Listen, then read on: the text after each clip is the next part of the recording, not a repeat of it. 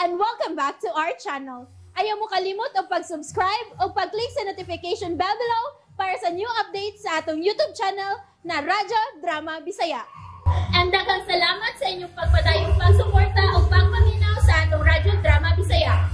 Just chill and relax and enjoy the show. Ang musunod nga sugilanon nga inyong mapati, dili gayud tinuod, kay mugna man lang sa hunahuna sa tagsulat.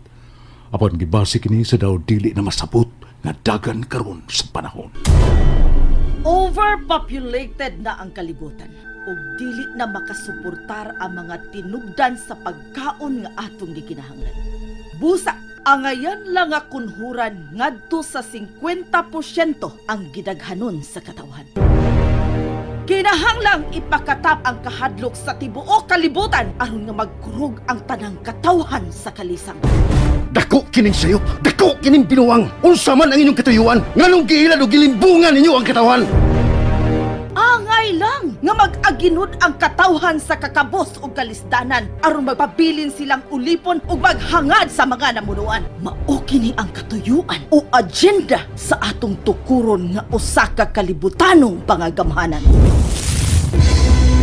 Agenda nganong dili naman masabot ang dagan sa mga panghitabo ug kausaban sa kalibutan. Unsa man ang matuod niini nga hinungdan.